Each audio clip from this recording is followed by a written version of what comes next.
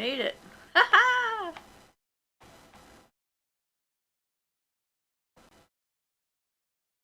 And here we go. Alive. We're alive and well. Alive. We're alive and well. Oh, that's right. I forgot to turn off the...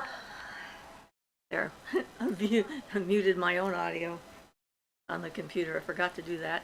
It always makes it sound weird on the other end. Yes, it does. Yeah. All right, now we're good. We're good. Welcome.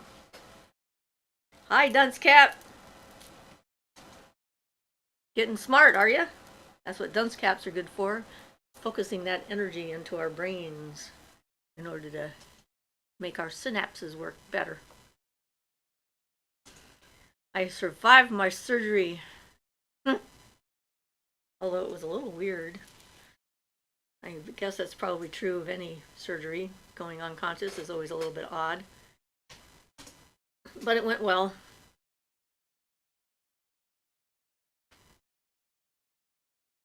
And we finished moving out of my office. So that got taken care of. How you all doing? I got my boot on. I apologized to the temple before I came in, since we don't wear shoes in here. But I can't walk without the boot yet.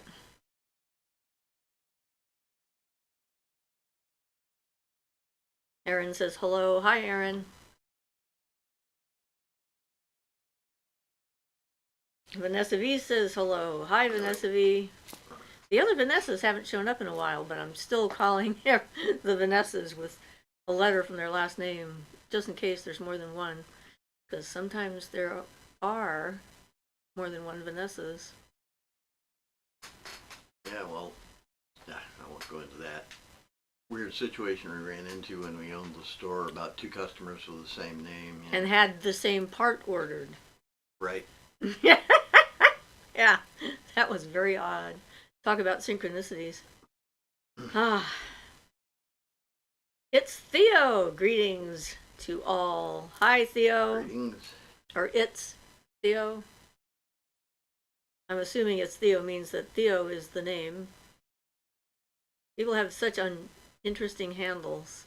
Anybody have any magical stuff you want to talk about today in particular? I guess we'll find out since they're just starting to show up. Michael says, hello, everyone. Hi, Michael. Get our greetings out of the way. Michael says, yes. Moonradish says, hello. Hi, Moonradish. And Michael laughs. Violet says, hi, guys. Hi, Violet. How are you? Life. Heather says, hello, wonderful people. I finally made it to a live chat. Welcome, Heather, to our live chat. Yay. We never know what we're going to talk about. Although I had an interesting breakthrough with my granddaughter this week. Last night, she has a relationship with her father is not a good relationship. He's a meth addict and is constantly harassing her and screaming and yelling at her and calling her names and so forth. And she got really super angry, and then she was talking about how mad she was, and I says, you can just take that anger and give it to the earth and drain it out of your body. And she was, is that safe? I mean, am I going to hurt someone or the planet? So we had a discussion about that very thing, which is something I know I worried about when I first started out, when I was trying to process all that emotions and whatnot out of me, anger in particular, that by letting it go and putting it into the earth, that I'd be damaging something, killing a tree, something like that. So it was a good discussion, and it made me think about it. It's like, unless you're directing the energy, giving it a specific instruction of something to do so that it can sort of hold itself together while it's going there, it's sort of like static electricity in the background, and it kind of just sort of dissipates at whatever source it has. That's what the earth does to everything. Mostly. Cleanses it, dissipates it, water running through there. Yeah, It just finds a way to ground. That's kind Yeah. of what it's going to do anyway. So, but because we're thinking all the time, we're always, trying to decide if this is a good thing, a bad thing, or what's going to happen if I do this. And if someone's been yelling at you constantly and telling you you're bad, then there's more likelihood that you're going to, you know, um, think that that could happen. And then if coincidentally something bad happens to the person, then that amplifies that whole process, and then people are sure that they did something to somebody. But it actually takes a lot of effort and work to do something like that, I think, and focus. So Heather says, what wonderful advice. I can utilize this with my grandchildren. Yes. And Opal says, hello everyone. Hi, Opal. Moonradish says, I do have a question. How do you enchant an item? Thanks. Good question. Okay, enchanting an item is like charging it up for a specific purpose. Is that what we mean by enchanting? I'm sure it is. I mean, you hold it, you think about it, you talk to it, you work with it, you program it like you would a stone or a crystal or what have you. Some things I think become naturally charged by virtue of you wearing them all the time. That's how psychometry works. Like, I have had that happen to me sometimes where I can pick up an item in an antique shop or a secondhand store and get some vibe off the owner. But if you're looking to make it do something specific, it's more like you're charging up like a talisman. Or... Yeah, you're putting an energy into it. Usually you're putting an energy into it of some sort. It's good to be specific about what kind. And then you're programming that with your intention. Yeah, we did exercises, practice exercises in some of our groups where Ian and I would charge up a crystal with a specific feeling and then pass the crystal around and see how people reacted to it and see if they were clear enough in their own heads that they weren't getting in their own way, and describe what feeling they had when they held it. I think we did joy or laughter or something like that, something easy-ish, innocuous, fun, and so forth. But you can try that kind of thing at home too, where you can try imbuing an item with a specific feeling, and the more specific you can be, probably the stronger the charge. I think. And then if you decide, when you're looking for something for it to do, you could have an item bring you good luck or, generalistic things of that nature if you want, or whatever might need specifically. Yeah. So Heather says, is it okay to ask a question? And Ian says, yes, please do. Theo says it's 5:04 in Toronto, so you're on the East Coast time, where we are on West Coast time. It's 2:04, I'm assuming, then here. Somewhere around there anyway. About that, yep. Heather says, wonderful. My ex-husband just passed, and I'm currently staying to help out our oldest son grieve through the process. Since I have been here, a monarch butterfly has literally flown into my forehead. Awesome. We were talking about signs from the other side last week, actually, and butterflies are definitely one of them. Twice now on 2 different days. Is this his way of telling me he's here? Well, that's what I would think, especially since it's such specific. And it's not really the time of year in particular to find butterflies, because we're getting towards winter time. I went through butterfly migration once through Oregon. Oh, yeah. It was the monarchs. Yeah, it was cool. It only happened once, and it just was a very short time. We went through like a couple of hours of monarchs everywhere as they migrated on through, but it was cool. Yep. So it's Theo says, is telepathy a real thing? Absolutely. Telepathy is definitely a real thing. And people do it often without knowing that they're doing it. Yeah. It was more obvious when we didn't have caller ID, when you knew who was on the phone when the phone rang, because you had no clue except for a phone ringing kind of thing. But yeah, there's thought forms are real, and that's how telepathy works. Some people automatically pick them up and sense what they mean and so forth. I think that's actually the foundation. A lot of time it like telepathy happens through the subconscious, like somebody might be thinking of you with enough energy to it that it makes you decide that you want to call them right at that time that they're thinking of you. That kind of thing is usually the type of what I would call normal telepathy that happens without people realizing it. Being aware of things and not realizing it's external. Thinking, I just thought I wanted to call them right then, when actually it's triggered by them thinking of you intensively or something like that. So a lot of that happens without realization. Yeah. Oh, and Heather says she's in Fort Worth, Texas, so that means more south.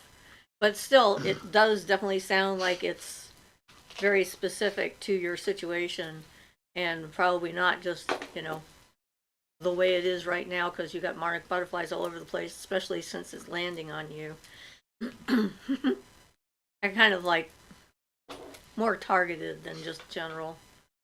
But it's a heart thing. If that's what you feel is happening, it's probably what it is. Probably what's going on. So Moonradish says, also, if we are able to communicate with spirits telepathically, are they able to read our thoughts at any time? Well, Not necessarily. It depends. yeah, it kind of depends on what spirits and what thoughts and all that, but some of them are. Some of the more advanced, higher spirits, like in Barden's hierarchy, could read your thoughts at any time. It doesn't mean they have any desire to. If you're working with positive spirits, it's not a problem. If you're working with negative spirits that want to read your mind, and they can, if they're like in a pretty powerful in the hierarchy. I mean, not your everyday spirit is going to be telepathic like that. But if you get into one of the nasty ones, they can really tempt you into stuff by reading your mind and offering you, what you want. That's a little far afield, but basically many of them can. Most of them don't, and most of the like nature spirits and things don't have to be like advanced. I mean, like lunar spirits, spirits of Mars, Jupiter, the planets, planetary spirits. I know can pretty much. Well, let's look at it this way too. So, if you're walking through the woods and you're looking at the plants and so forth, any animal or insect or whatever that's there is going to be able to see you because you're walking in the woods. The spirits that live there are going to see you in a different way, maybe not as physically as like an animal that might be going by, but they're going to see you, the things that are floating around your head, your aura, your energy field, emanations that you have that are coming off. Telepathy is not just thoughts. It's, there's more to communication than just the exact thing you're thinking, but it's how it affects your body, your demeanor, your energy, and so forth. That will give them clues as to what's going on, and whether they like you or not is going to depend on a lot of that kind of stuff. Yeah, a lot whether of they're attracted to you or repelled by you, depending on what they are. And a lot of them aren't even interested in people. They have no desire to read your mind, and I mean, if they aren't material beings, they can't do anything materially, so they don't care about all that material stuff usually. And they might see time differently too, so yeah, just thought I'd add that. Okay. So Michael says, as far as sigils go, do we just trace out the sigil with intentions in mind? I got a book of magical protection, and it's pretty much nothing but sigils. Well, you can do it with willpower, which means you're willing the sigil to do what it's supposed to do. And then you're considered to be charging it with willpower. You could also bring in whatever power is appropriate to the sigils. Like if you're trying to do something that's solar in nature, you could use a solar power, draw it into yourself and out, and make the sigil out of that. And that would give it a lot more force. If it's solar, or depending on what kind of protection or what it's for, putting an appropriate force with it would be helpful, but you can use just your willpower and lots of repetition in that case, usually, if you're just charging something with your willpower. Yeah, and with sigils, a lot of times people make up their own all the time. They like, if it's a sigil like that, then you need to know what it represents, and you put it up, and whenever you look at it, you think of the phrase that the sigil is supposed to represent, sort of a way of positive thought training or Well, it works. focusing, It charges up in the concentrating. universe, yeah. It charges up something. It really does work. Well, the sigils that people make up on their own that have no basis in foundation of magical reality are different Yeah. in that sense. That's the They kind I'm have to talking be about. charged up, yeah. Right. Yes, Yeah, I'm they trying have to they find can't- out whether or not he's got a book of seals and planetary things and spirit seals and things like that, those type of sigils, or if they're just somebody said, okay, I will be Right. wealthy, and took these letters and turned them into a shape. Because it's Yeah. kind of confusing sometimes to know what Those we're ones are talking about. usually just charged up with willpower, I think. They will them Yeah. to work and will them to work. Yeah. So Heather says, thank you so much for answering my question. Blessed be. You're welcome, Heather. Michael says, thoughts on the Mormon religion. I've heard they have rituals as well, and they have one that can link souls together. Wasn't familiar with that. Well, okay, the people that I've talked to that are in the religion and that have tried to leave the religion, they have to go through an entire process of unlinking all the spirits that the family members and things that they have done in the ritual. So there's a lot of ritual, secret ritual and whatnot that's done. And the idea there is that you can actually take an ancestor who never decided or wanted to be a Mormon and make them a Mormon and put them in the book, and it's like a whole slew of ethical questions and stuff like that as well. So, I don't know. But, I mean, any group mind kind of thing, what you're doing together can link spirits together. The question is it a good idea? Do you want to be a part of that particular energy stream? There's a lot of misogyny in the religion. Like a lot of religions, there's misogyny in a lot Yeah, and some a of lot those, them. the big ones, the bigger they are, the more magnetic energy they have to suck people in, too. Something to think about. So Moonradish, thank you very much. I really appreciate that. We always appreciate our supporters. So Ian said, the blessed be Moonradish, and thank you. It's Theo says, I genuinely believe time is man-made. But time is definitely an illusion. Well, yeah, that's an interesting concept. I had that early on in my lifetime where it just seemed like it wasn't, it was all related to humans and human symbols and things like that. So it is an interesting point of view. Well, and in physics and quantum physics, they're now coming around to the idea that time is actually not real in that sense, that all times are now, which has sort of been the basics of all metaphysical Well, that reality would be, since we started writing stuff down. It's so. right there. That's the Akasha. Yeah, That's exactly. what you're talking about when you're talking about the Akasha, the place where there is no time, no space. Yep, absolutely. Yep. So Kat says, hi, hello everyone. May I ask if you perceive when someone sends you love and gratitude? Because I think of you with immense fondness often for the past year or so. Thank you so much for sharing with us all. Well, thank you very much. I have programmed my aura to accept positive energy from people. Yes. So I may not know exactly where it's coming from, but I'm, in general, but it does have an effect. It yes. definitely has an effect. Yeah, and I pick up on all the tides. Like when Christmas is coming, I start feeling yeah. all the psychic pressure for Christmas. That was this morning. Yep. He opened the door. He says, "Oh my God, it's Christmas." I'm like, "What? Is it snowing?" And I'm opening up the windows to try and find out. No, it's not snowing. Oh, okay. It's the Christmas thought forms. Yes, they're everywhere. Yep. They always come in, and it's like, yep. Yeah, you become aware of the tides, and you start noticing the things like that, the holidays and things like that, all the psychic movement of that collection, energy. Yeah. conscious, unconscious, collected, whatever stuff.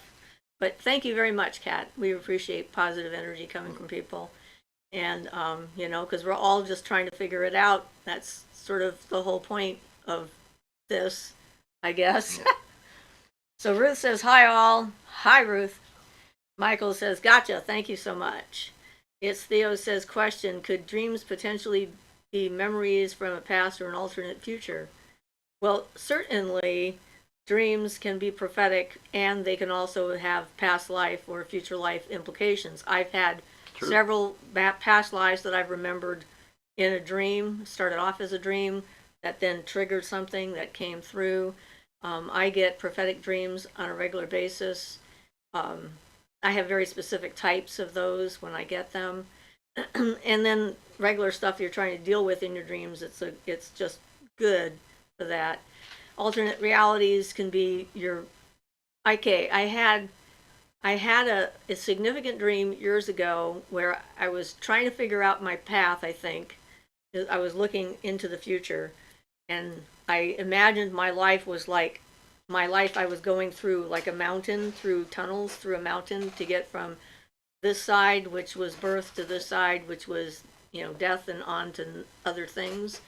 And I would go through and I would get to like forks in the road and stuff, and I would take a trail and get out to the other side. Then I went back to the beginning and did it again and took a different route. And every time, no matter what route I picked, I always ended up in the same place on the other side. And so I decided that meant it didn't matter what I chose so much as, because I was going to end up in the same place anyway, which took a little pressure off. But I did have an experience once with sort of alternate reality impact. I was living up north, and I was going up a mountain to get some typewriter paper from David, who was up there in the cabin. And I thought that they had plowed the road, and they hadn't yet. And I got to a spot just before the top of the hill where my wheels just started spinning in place, and I couldn't get to the other side, and then I was sort of stuck, and I had to back down the mountain, which was very scary. And during this process, I had this thought: I'm not going to die today. This isn't the day I die, so I can safely go down the mountain, which is sometimes not a smart idea to know this.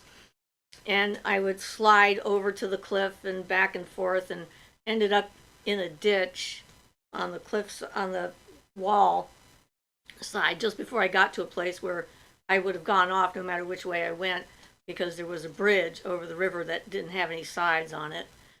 So that turned out well, but I kept seeing myself on the bottom of the gully that my car would have gone over, and with a broken body and in pain or dead. It was like over and over and over again. It was like every other life I ended up dead in a ditch on the bottom of the river.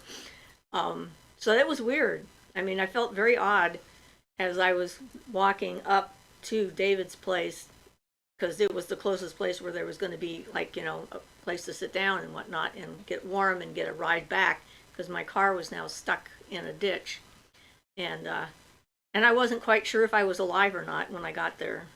It was very disorienting. It took a while for me to settle back into being here. So, yeah, it's sort of odd. So, as Theo says, at Ruth, welcome. Michael says, yep, not for me. Thank you so much. Bep says, butterfly story reminded of an occasion years ago. Was in the forest in Ireland on sacred grounds praying to ancestors. Robin bird lands on my shoulder and stood there for a few seconds. Awesome. That's fantastic. I love it when things like that happen to people. It gives me hope. I would love birds to land on me all over. But so far, they haven't landed on me. So yay for you. That's terrific. Michael says, as far as ancestor work goes, if we invoke them, are we disturbing them? I feel kind of selfish. I believe that if you're working with your ancestors and it's in your line, that it's not a disturbance. Yeah. I think that they expect to hear from you. So, it's Theo says, illusion.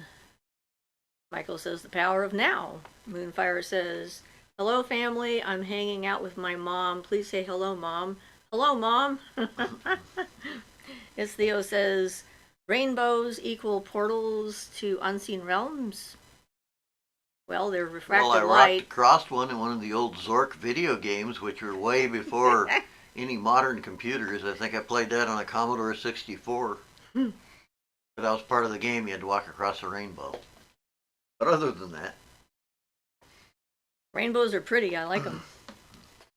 But you can't get inside of them unless you set up like a room that has crystals all over and the sun comes through, and then you're like, splattered with rainbows.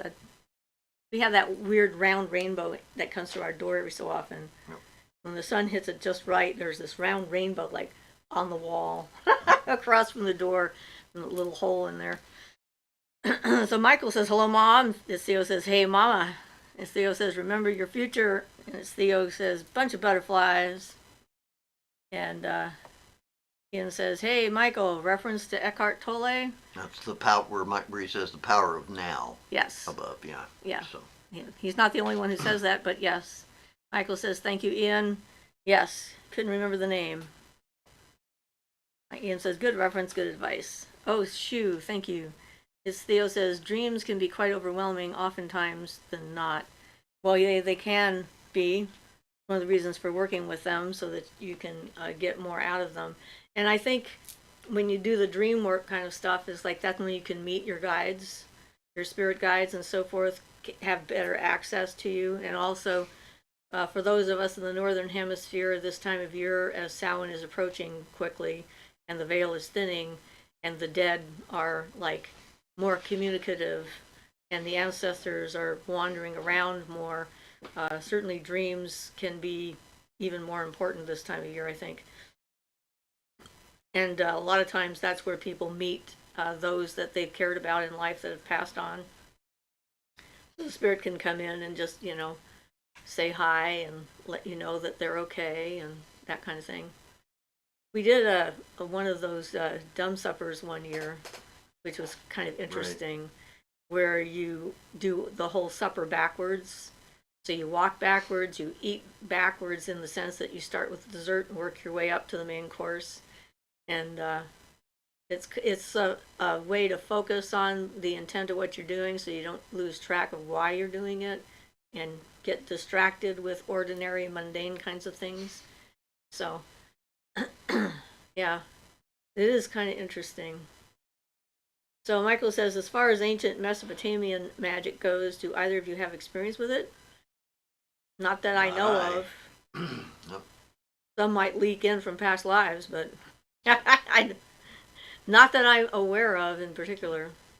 Yep, the reason I ask, I'm trying to go as far back as possible and learn their ways.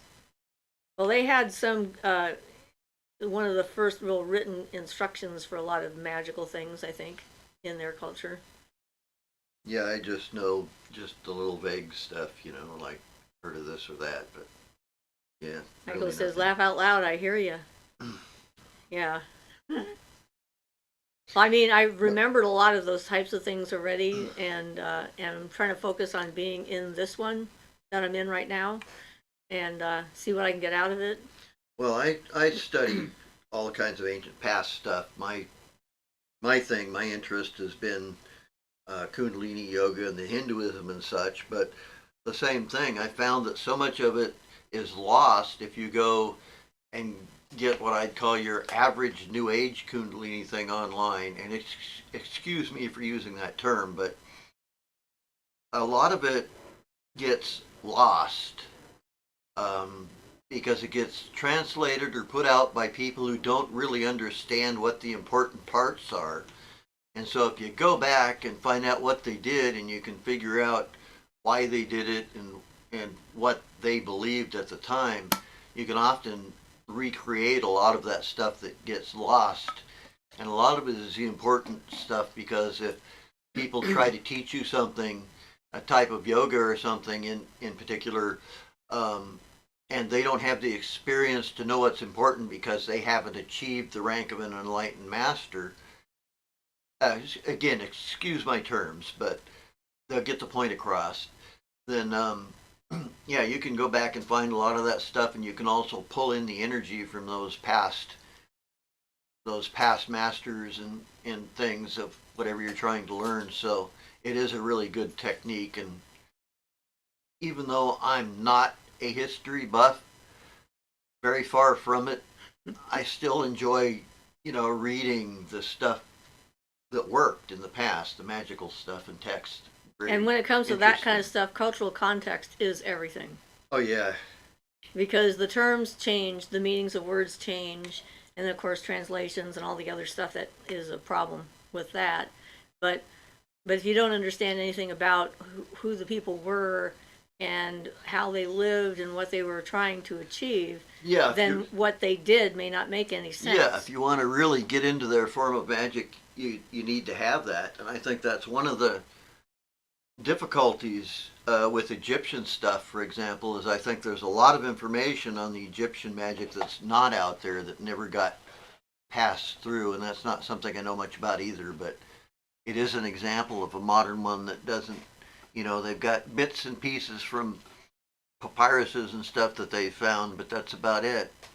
Well, somebody put up a thing on their Facebook page, which was um, cave drawings, I think, of people that she thought they were levitating, and I said maybe they're having an out of body experience.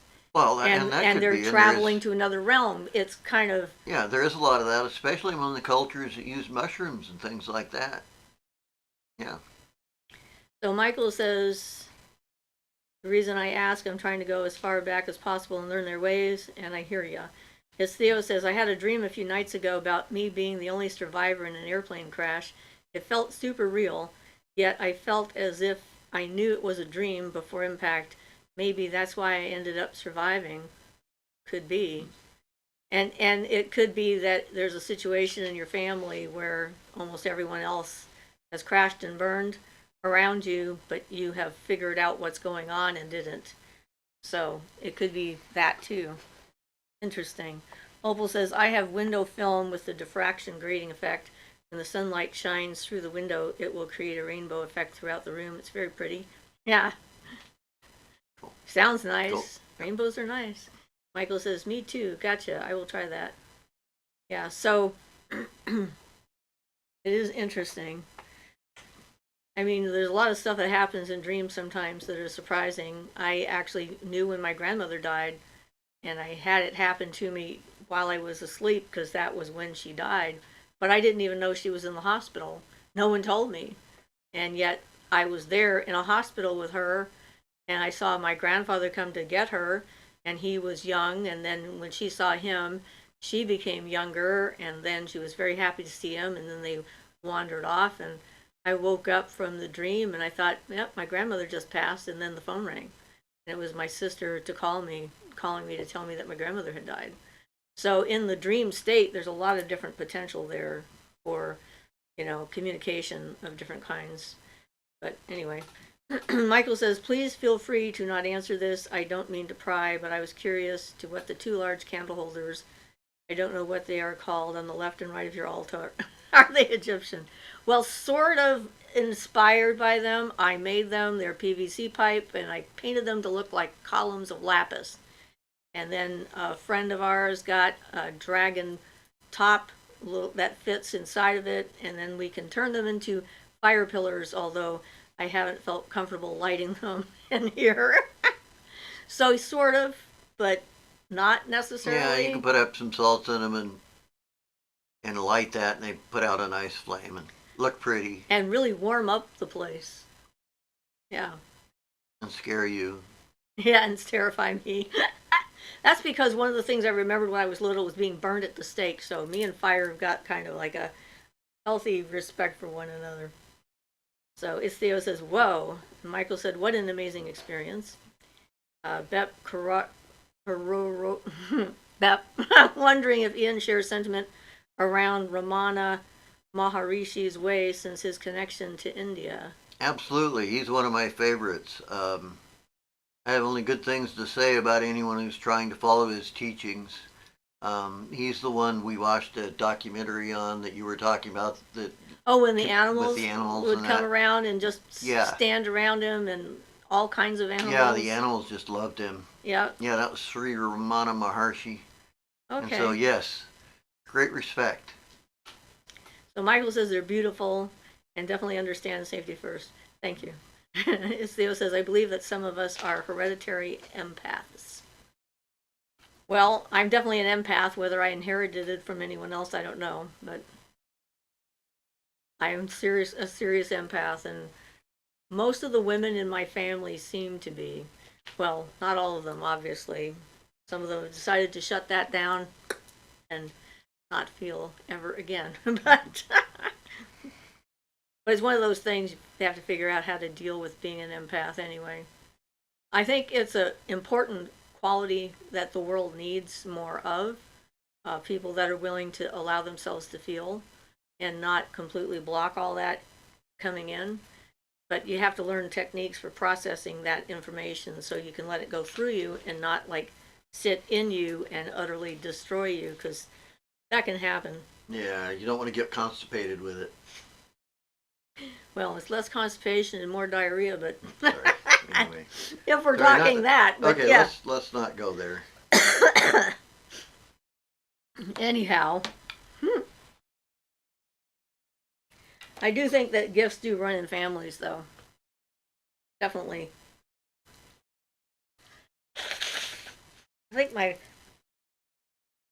my mother saw her first ghost when she was a kid. It was a neighbor.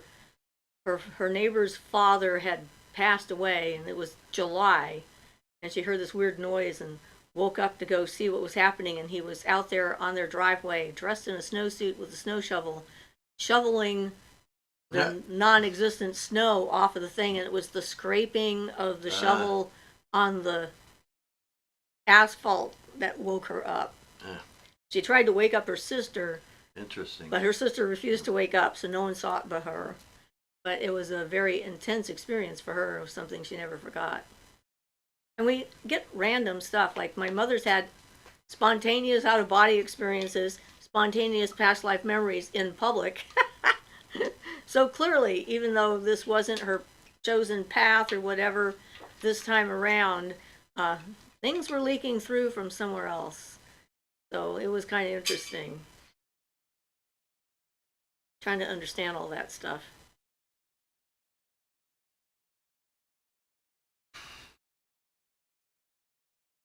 So anyway, Ian's having to do everything around the house now since I can't hardly do much. The CEO says, just a friendly reminder, do not forget to be happy. Yeah, happy is good. It was when I went in for the surgery on Friday morning, I was quite proud of myself because I made sure that every person I spoke to knew that I was a torture survivor, for one, so that they knew about possible reactions I could have.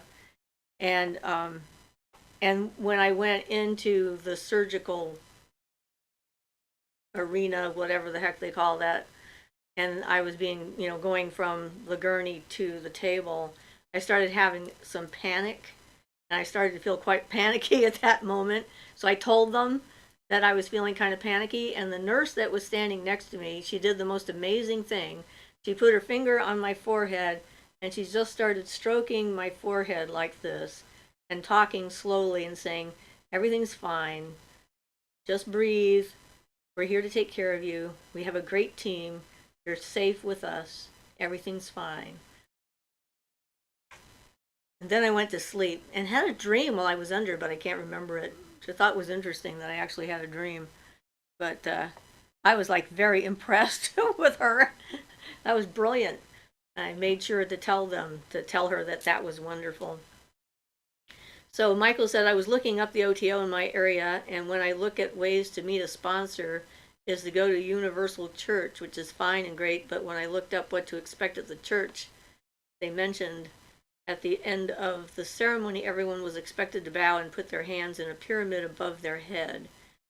This isn't word for word. I'm pretty sure I don't understand due to my ignorance. So that means that's the eye thing, right? Well, I would suspect, but honestly, that was not part of the practices when I was in doing a pyramid thing like that. So I can't say. I know that I sponsored a couple people through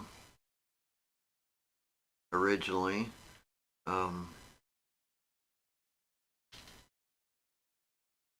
Yeah, I don't know what to add to that. You know, So,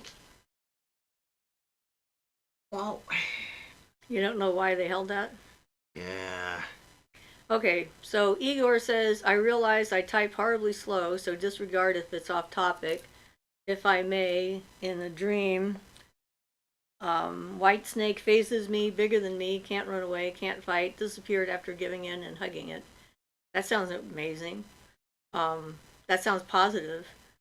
That sounds like embracing ancient wisdom and kundalini or something like that. Don't know what else to say. I'd add one more thing to Michael before we go on. That today, if somebody asked me, unless they were a very specific type of character and very interested in Crowley and his works and the way he did things, also the OTO is esoteric masonry. So if you're interested in esoteric masonry, and the OTO is the Order of Templars of the Orient, so the Templar information, unless you're specifically interested in that, if I had to recommend one person to somebody to go to for magical practice and information, that would certainly be Barden nowadays. I investigated the OTO, and it has its values and its interests for somebody who's of the type of personality that deals with Crowley and those types of things, okay. But otherwise, for sheer accurate information, I'd go with Barden every day. Well, since he's not around, it doesn't have an organization. Yeah. Though you can meet there are some of the people practitioners. Yeah. They're out there. You can meet them on YouTube things and internet. But yeah. So Michael says, I'm not knocking it, just curious. Yeah. Hannah says, does anyone else visit places in dreams? I have several places that feature heavily, but none are familiar in real life or any influences like TV. Could it be astral travel? Well, certainly it could be astral travel, like you can make places in the astral plane. You can have places that you would go to visit. There can be common places that more than one person could go to visit. There's a lot of stuff astrally, including, plot lines from novels and things like that are all out there.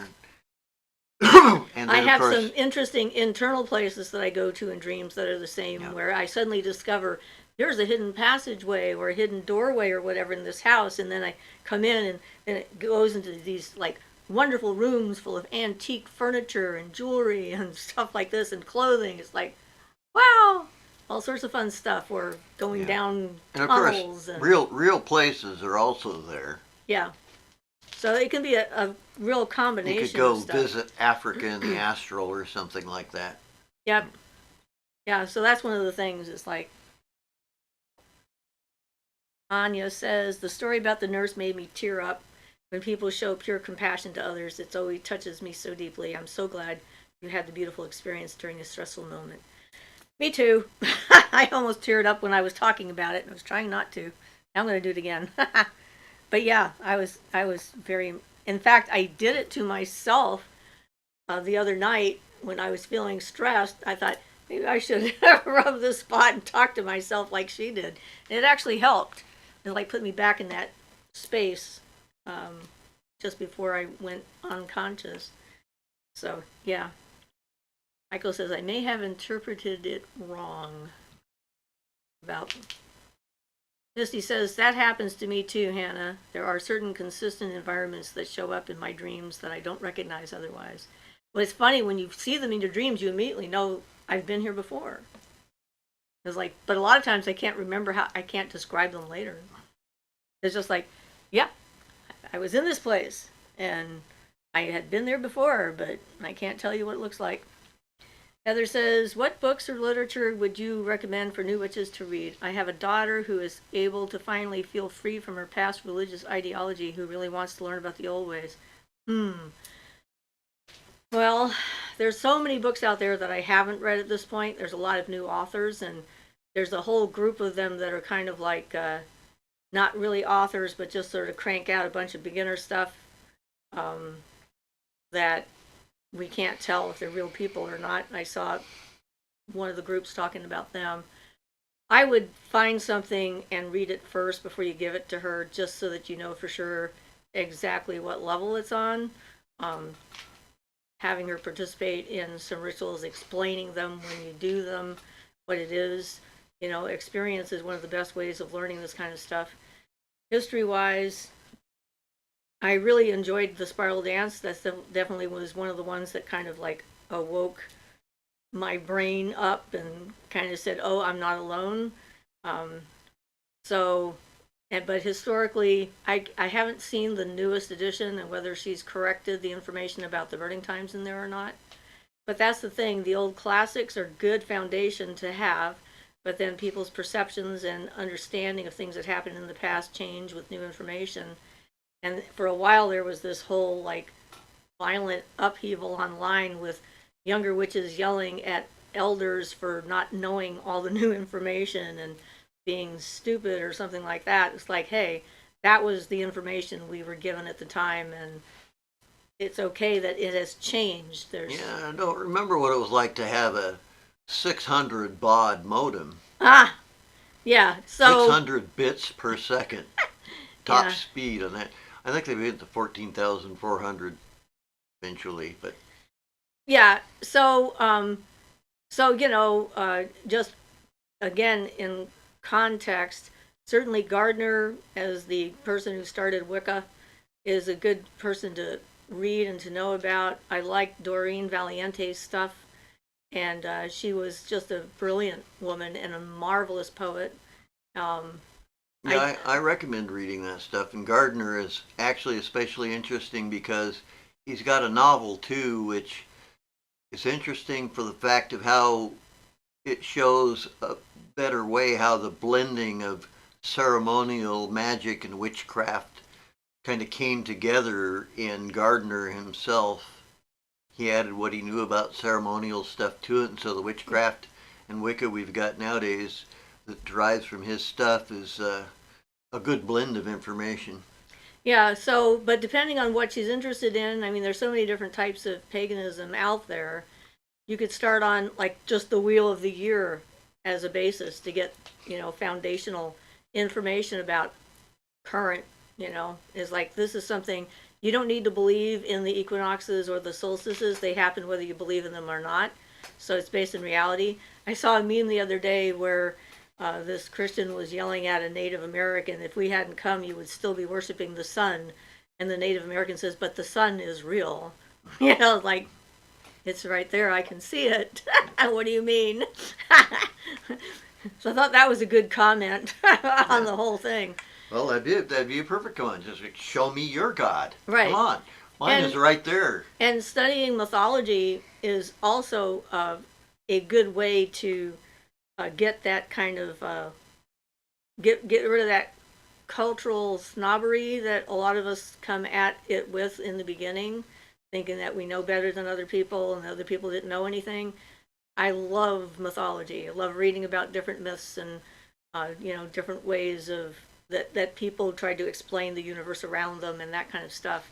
And that gets into the unconscious and the subconscious and the dream world and everything else. And you never know what might spark something that you'll find fascinating and want to delve more into it. So I guess that's about all I can think of. So let's see. Michael says, I will definitely do that. Thank you so much. Are you guys referring to an astral temple? Yes. Yeah, we did a video about making your own astral temple. And Dion Fortune goes into that in her books. And there's several other books where they talk about astral temple. That was a pretty common practice.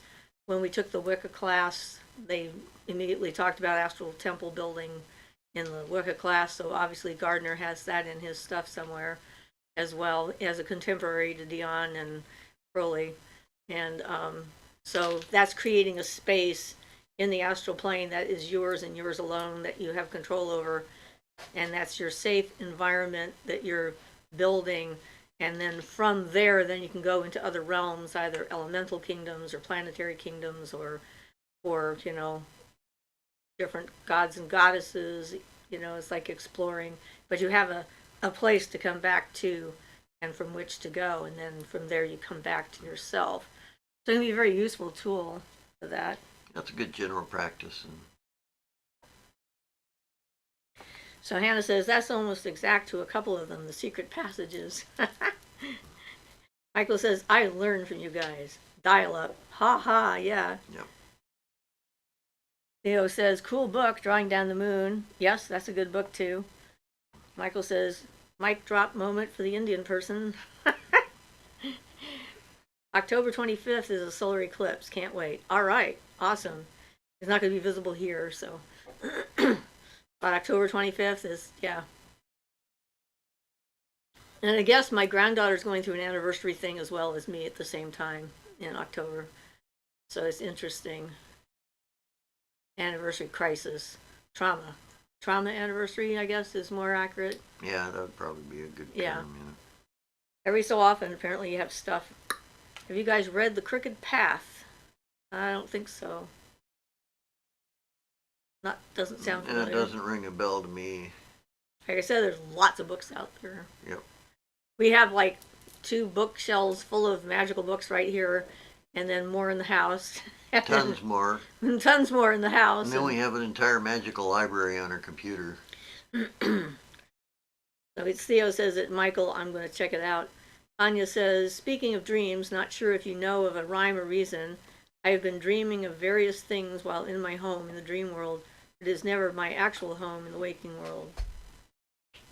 Well, maybe you have your own dream house. A lot of times those things are, not always, but a lot of times those things are symbolic. A house is often symbolic of you yourself, and can be messages from your subconscious and things like that. And if it's different than your real home, you should probably take note of the things that are different because they probably have some personal meaning to you. Just some thoughts. Yeah. Yeah, some of them are easy to figure out. Like when I was starting therapy, I kept finding gardens hidden in my closets. Whatever house I was in, I'd open up a closet and there'd be a full-on garden in there with plants growing with no sun. And I'm like, well, that's kind of obvious. I've been saving these things and hiding them in the dark to protect them from all these horrible people. And now they're trying to come out of the closet, so yay. Yep, the language is symbolism. Yes, the brain is, symbols. The unconscious is definitely works with symbols, not with words. Tanya says, and it's a different home every time. I have many homes in the dream world. Well, that means maybe you're in a transformative state and you're changing constantly. Who knows? Michael says, so many books. Bep says, love that Odin meme. Your God promised heaven on earth. My God promised eradication of all ice giants. I don't see any ice giants around. Yeah, I saw that one too. I thought that was pretty cool. I'm like, yeah, proof is in the pudding, right? Right in front of your face. So it's Theo says, Michael says, I wasn't recommending the book, but feel free to read. I just found that path isn't mine. Okay. So it's a specific kind of magical path, a crooked path then? All right. It's a different path. As Theo says, have you seen what they did with Wanda and Doctor Strange? I found the symbolism to be quite interesting. They did all kinds of stuff with Wanda and Doctor Strange. Yes, we're going to have to watch that a third time because every time we watch it, there's more stuff in there. Yep. But, yeah. It's good. I'm enjoying Cumberbatch's rendition. He's just the best Doctor Strange. Yep. He is. But yes. Michael says, as far as Odin, I found a ritual that invokes him, but it uses blood. Is there a safe way to use blood? Your own? Well, I would not use someone else's because bloodborne diseases are real and it's dangerous, and I wouldn't use much, like symbolically speaking. yeah. Well, okay. Let me. I'm going to attack that question around the edges a little bit. If a person needs to ingest something with blood in it, it is suggested that the blood be burnt to a total ash. Okay, and I've had that recommended to me. I don't do things like that, by the way. But yeah, because there's an issue with the cakes of light associated with some of the Golden Dawn rituals and things, that they need some drop of blood in them.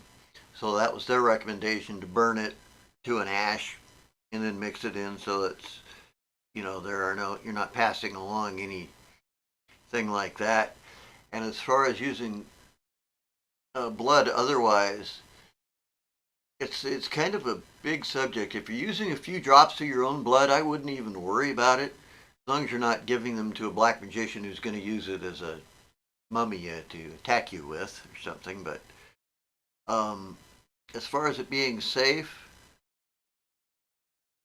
there's magically, I don't know. I mean, I'd recommend, to get into anything more complicated than that you learn some of the basic rules and things from like a Santeria practitioner or something who sacrifice animals ceremonially, because you can end up with all kinds of things happening that you don't want if the energy doesn't go to the right place and things like that. So it's not something that I would fool around with at all. However, I have no problem using my own blood to either make something have a strong link to me, or if I'm going to work on myself, like if I make a poppet to heal myself and I heal the poppet, I probably use some of my blood in that, probably with a fluid condenser. So it kind of depends on what you're after and what you're trying to accomplish, pretty much. Apparently, it's drawing eyes next to a river and sprinkle blood on it. Oh. Sounds like pricking your own finger would be the. Do not do what they do in the movies and like do the whole palm thing. That makes no sense. Yeah, or something like that. I think something like that would be fine. If you're not sacrificing a bull or something, a big animal or even a goat, might be big enough to cause you some troubles because of the amount of energy you could release. But that's the best advice I can give. I don't do it, so I couldn't say anything more than that. But I think you'd be fine with drawing the eyes, and yeah. I don't think that would really be an issue, as long as you're hygienic about it. So it's Theo says, don't they make mystical stones out of human blood, philosopher's stones? That's a good. That is a long and complicated subject that I wish I could answer right away. But in a lot of alchemical mixtures, it is part of creating the philosopher's stone. That's because it has the acacia in it. And that would take that would take the rest of our time just discussing that one subject, because it's a complicated one. But yes, not made directly out of it, but usually as part of the mixture, it can be for sure. So Vanessa V says, what was the difference between invocation and evocation? I know you explained it last time, but I've forgotten. So an easy thing to remember with the words is Vocation means inside of you, pulling something into you, allowing it entry. Evocation is outside of you, so it's not in you at all. It's something that you're calling to the space that you've prepared for it, or to the ritual that you're doing. So that's how I remember it. It's like in is inside, E is outside. So if that helps. So Michael says, gotcha, I'm thinking about shaving all my hair so no one ever gets any. And some people in the past definitely act like that. Some of the practitioners of candomblé and stuff in Brazil, and where they have sorcerers who might want to get something like that, they do have to watch out for that. Females have to watch out for their menses or anything like that, sanitary napkins. Yes, and I've heard stories about people that have had things like that happen when they were on vacation. And someone stole their blood and then they had problems. Anyway, all right. So Michael says, gotcha. That's what I don't want to happen. And it looks like it hurts. Yes. I just want Odin wisdom. Thank you both so much for your wisdom. I hope everyone knows how priceless you both are. Much love and respect. Well, thank you. And we appreciate that. I mean, it's like a lot of times when people are asking questions, finding the right source of information and a clarity of answer is difficult to come by. So that's what we hope we're providing. And always with, this is our perspective on things. And it's not like the answer or the only way or any of that other stuff, because Well, that's the thing. Everybody's way is actually very individual. and figuring out what your own path is kind of key. Yeah, if you don't have somebody, who's a wise advisor, then you got to do a lot of work yourself. Even when you do, you still have to do a lot of work yourself. Yeah, It's mostly, yeah. you have to be No willing way to go about it. into that deep, dark thing inside your brain Yeah. and figure that out. So Theo gave us some All right. nice. I like that. That probably took a while to find. Good job. I like the full moon crescents and Yep. waxing and waning and yay. So yeah, peace and love and more butterflies. More butterflies. Yes, I love butterflies. Anywho,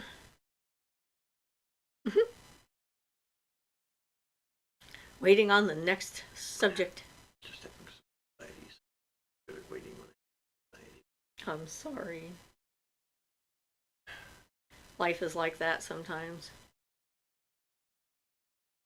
Yeah, actually, after talking to my granddaughter last night about the anger thing and putting it in, I had retrieved some of my crystals from my office and haven't put them in my room yet.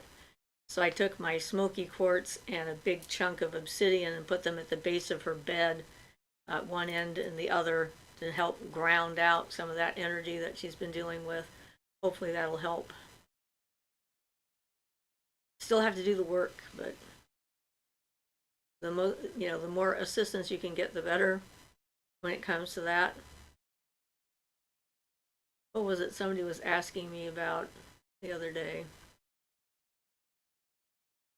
Michael says, do you two know of any elder covens in the San Francisco Bay Area? Is this something would be better suited for an email? I don't think we actually know anybody at the moment. No. I know some groups here in Oregon, and we have elder page, I guess, or chat room kind of thing where we can share information with each other and so forth. But at this point, I haven't been very active in reaching out to other communities. Certainly Starhawk is in San Francisco, or that's where she was based. I'm not sure where she is now. But she does a lot of traveling. And if you have a chance to go to one of her rituals or workshops or something like that, I'd recommend doing that. It was a pretty incredible experience when I did that. Yeah, it's like immersing yourself into a pot of magical stuff. It's very interesting. That was when Argus decided to come and visit me. Hannah says, what are everyone's favorite Samhain activities?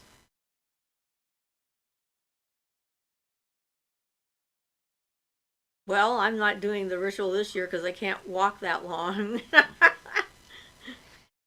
But yeah, let's find out what everyone else's favorite Samhain activities are. It's like, Yeah, well, I mean, we've done various rituals over the years and so forth, and I love dressing up, and I love going to costume parties. I like making things with wings. Apparently, it really gets my things going. After so many years, though, it turns where it's just another day, You've been through how many of them? Yeah. And so Michael says, "Kay, thank you. The reason I ask is because I would love to find one, and will do." Sheila says, "Know anything about the author Sax Rohmer?" No, not familiar. Violet says, "Who is Argus to you?" Argus was one of the early monster children of the goddess Hera, and when he was killed, he had 100 eyes that were always open. He was set to guard. I thought the golden fleece, but apparently it was actually Hera's cows, I think. And when he was killed, she was bereft, and she took his eyes and put them in the tail of the peacock. So when I met Argus, the eyes were the thing. There was a lot of eyes, and he just sort of appeared as I was getting ready to go to sleep. I was on the top bunk in the cabin where we were staying, and he was just there, and I can't describe how much I felt looked at because it's sort of hard to describe, But it's like if your entire life existence in your brain was a room full of cubby holes and corners and dark spots, he lit them all up and looked in every one, all the crevices and cracks and things like that that I hadn't even noticed for years, and looked through them all very intently. So when he was finished, he knew me. And can't say I knew him, but I felt known. I can say that. I definitely felt seen, let's say. So Bep says, subject comes to mind, Count of Saint Germain. Was listening more about him recently. Any thoughts on the topic? Have introduced pretty interesting character. If people aren't familiar with him, basically he went around, and there was a lot of stuff about him being immortal and various things like that. He was kind of a mysterious and magical figure, and I don't really know much about him other than pretty much that. But there's different claims and things. Some say he's lived to be hundreds and thousands of years old and maybe still alive out there still. But I'm really not familiar with literature on the subject other than that. Violet says, Argus in the eyes. Well, how cool. Michael said, never heard of Argus. Thank you. Something new to study. I hadn't either. He introduced himself to me, and then I had to look him up. If I had heard about him, it was so many years ago when I was in grade school or something and was reading Greek myths. So I'm going to have to learn more about the Count of Saint Germain now, because I do feel like that's somebody I should know more about the prevailing literature on the subject. He's someone I've always been curious about and never really dug through it. Barden might mention him in passing at one of his books. I'm not sure. Does sound like a fascinating character. And Michael says, the Count. Me too. So I guess we all have homework to do. Oh, I've got so much homework. I've got at least half a dozen tantric texts I've been meaning to read from Arthur Avalon. Well, I can tell you one thing. People who get into this and think that there's nothing to it, and all they need to do is buy some crystals and, get some cool outfits, and they're a witch. They may be sort of a witchy person, but it takes a lot of study and a lot of practice if you're into it. Well, if you're really doing it, you're changing yourself. So, and that's something that, a lot of people don't like change. That's true. Change is scary. It's unfamiliar territory. Seems like it's always uncomfortable, even if it's a change for the good. Yeah. Michael says, did you guys ever hear of Damien Eccles? He has some great videos on our craft. Nope. We just decided to start this channel and just go for it. And we didn't look at any other YouTubes at all. Probably a good thing, because then we were more free to just be who we are and not be influenced overly by other people. So, yeah. Well, I think that's what you have to do anyway. You have to be genuine, or, if you're trying to play to an audience and stuff, then you attract an audience that's just superficial.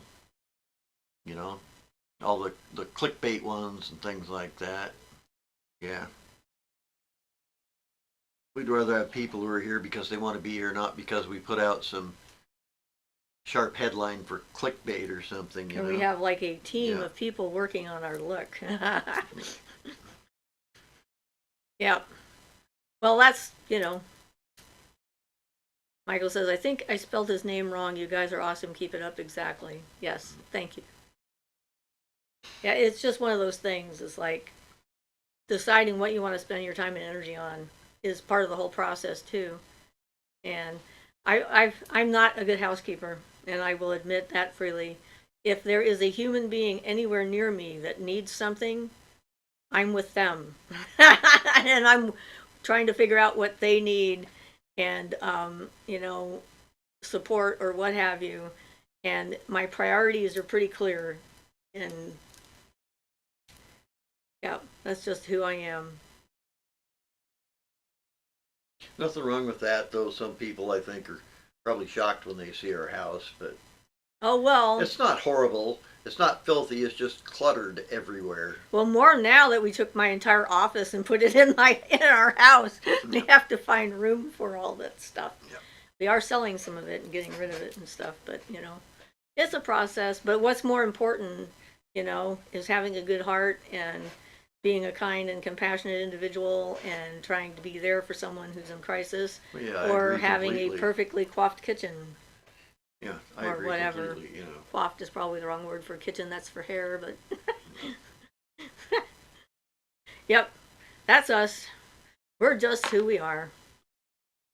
And hey, it's an okay way to be. I think a lot of times people need to have evidence that it's okay to just be and not have to present all the time. And, what does it mean to be authentic? This is part of it. It's just, not being perfect. Right, being what you are and Being what you are. accepting that. And, going through things like everybody else. It's like, life, well, we're witches, right? We have tides, we have the moon, we have cycles, we have seasons. It's like life is like that, and it's constantly moving around and changing and so forth. That's sort of the way it is. Moonfire Dawn says authentic is reality. Michael says once you realize that, such a source of true freedom. I know, then you're not like worried about stepping outside of your door. My granddaughter at this point, it takes 2 hours for her to put on her face. And I'm like, whoa. At least. At least. Of course, some of that might have been all the emotional stuff she's going through as well, and she gets distracted, but yeah. And I'm like, okay. She cares about what people think about how she looks. And that's okay too. There's nothing wrong with wanting to be liked and everything else.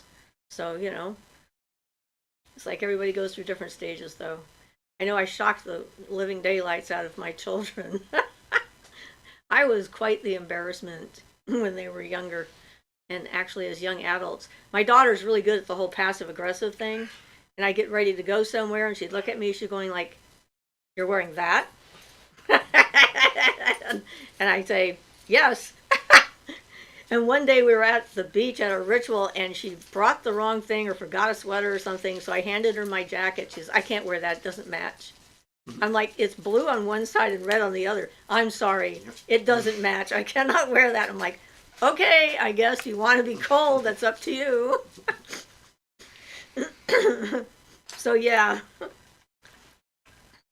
Michael says, just a season of life. We all go through it. She will be awesome with wise grandparents. Yep.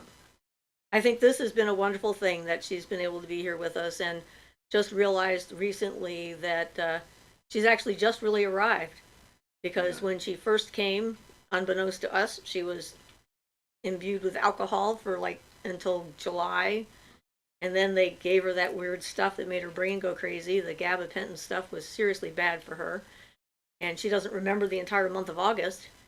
And so she started waking up in the early part of September, like the second week. So we've really only had her for a month as a sober person. And this has been quite the shock for her. Apparently this is the first time she's actually been sober since she was like 14. And so this whole thing is very, very strange to her. It's no wonder she's struggling some, because she did not know people lived like this. Well, it's like, wow, alrighty then. your daughter kept telling us, we can't have that kind of relationship. Nobody does. I know, yes. She did. She lived, my daughter lived with us for a while, and she said that I was living in a fantasy fairy tale reality, and that one day it would go, and then I would know what life was really like. And I kind of looked at her. I said, I was living a fairy tale before you came, and I will be living the fairy tale again once you are gone. This is an interlude. And sure enough, still here. The problem wasn't her anyway. Yeah. But not to get into that. But. Yeah. Life is difficult. It's a challenge. It definitely is. But if we enjoy the process and keep learning and are okay with making mistakes and moving on, that's where people really get stuck, when they don't want to admit that they've made a mistake or that this isn't working, and it makes it very difficult. I was kind of surprised when I was at the after the surgery. I was very emotional when I came out of it, and they said that that was pretty common. I was blathering all over the place at this poor nurse. Made her open up, though, telling me about a relationship she'd been in for 7 years, and hadn't seen been ignoring the red flags and all this other stuff. And so I think it was good for her too. At least I can hope that I helped. But yeah, it's interesting.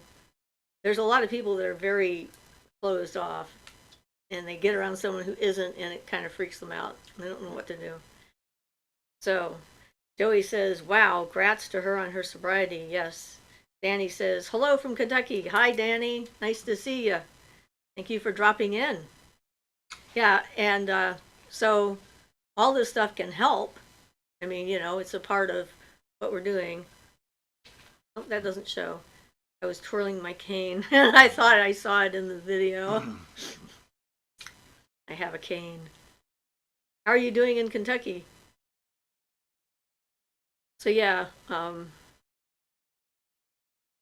I always find this time of year interesting, though. It definitely is. I feel the shift. Yeah. I feel the energetic shift.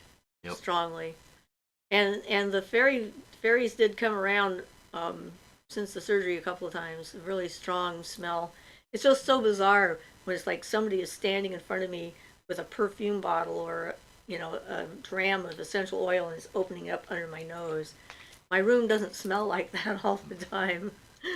Just on those moments when they do that, it's amazing to me that I have psychic smell now. Of course, you always had it. Yeah, well, it's just a type of clairvoyance, like like everything else. Whatever you call it, clair whatever.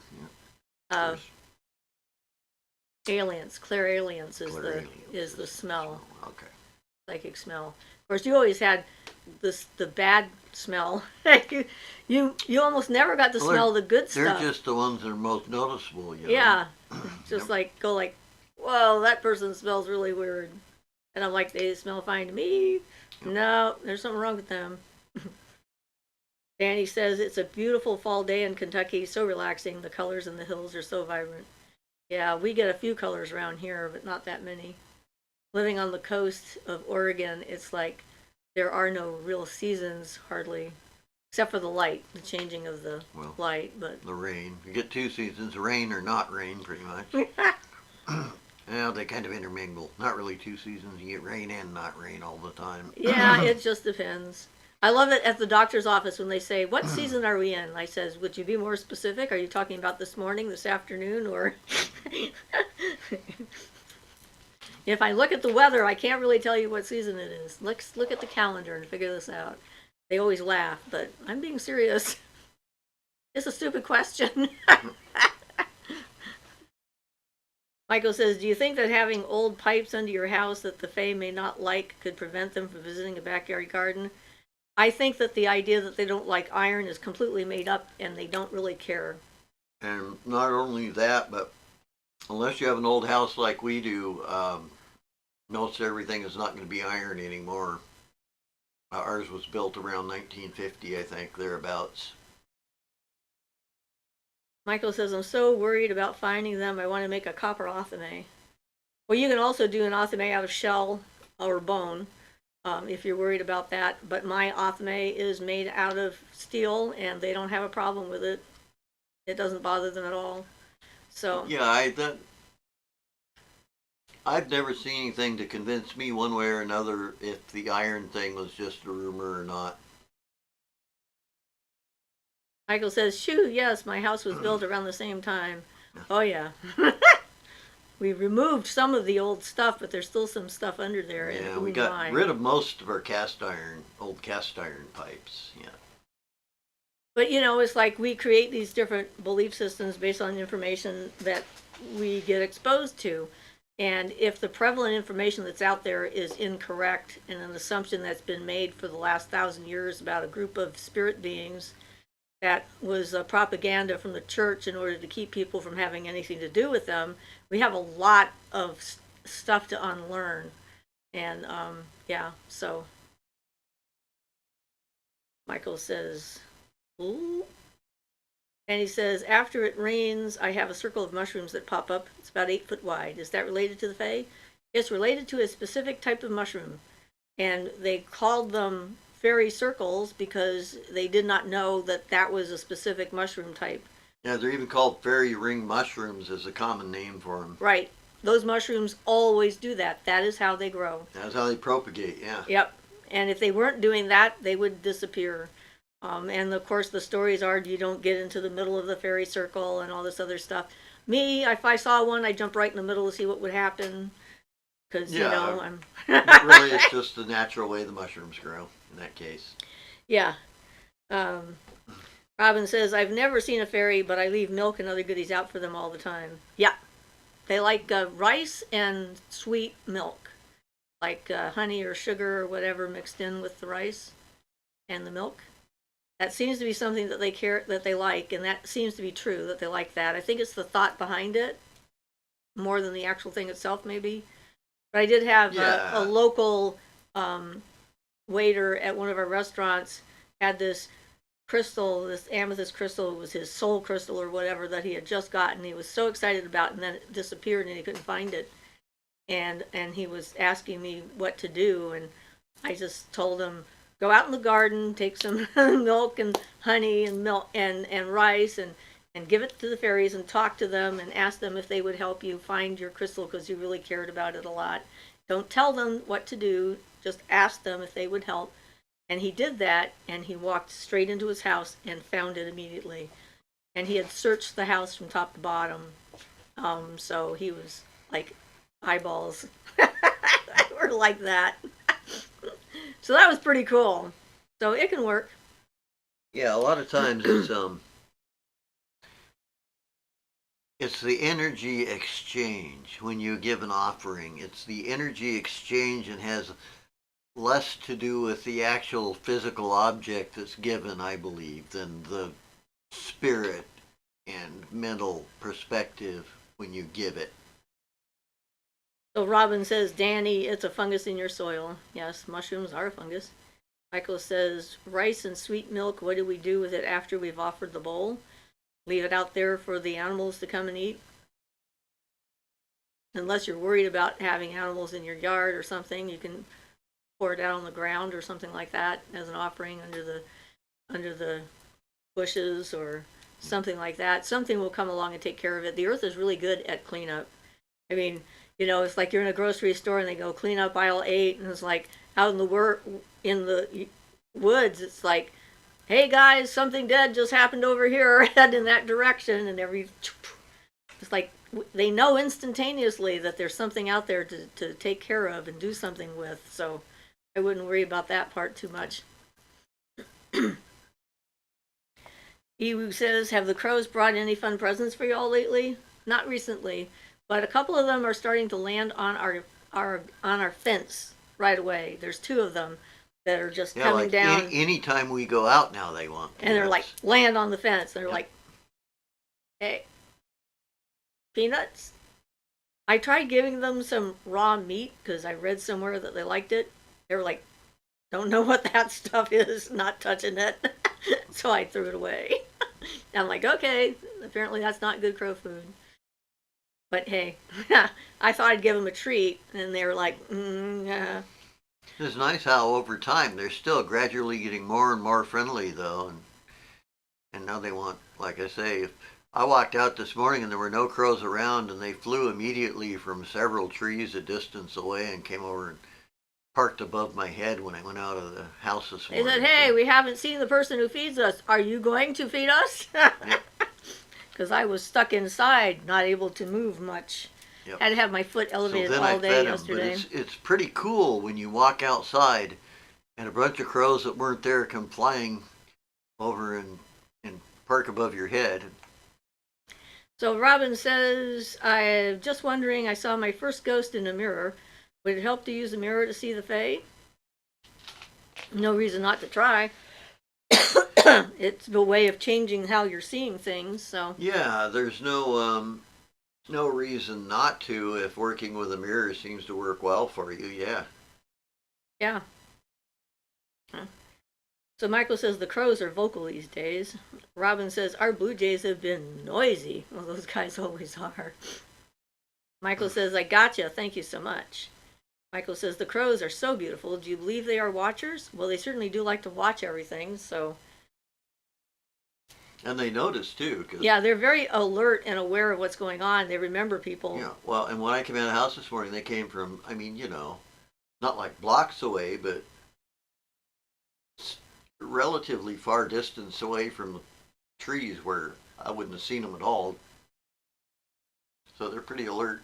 Yep. I think they have someone who watches our house on a regular basis, and he just sort of, and then he sees activity, he just like lets everybody else know, hey, quick, because these people are not very bright.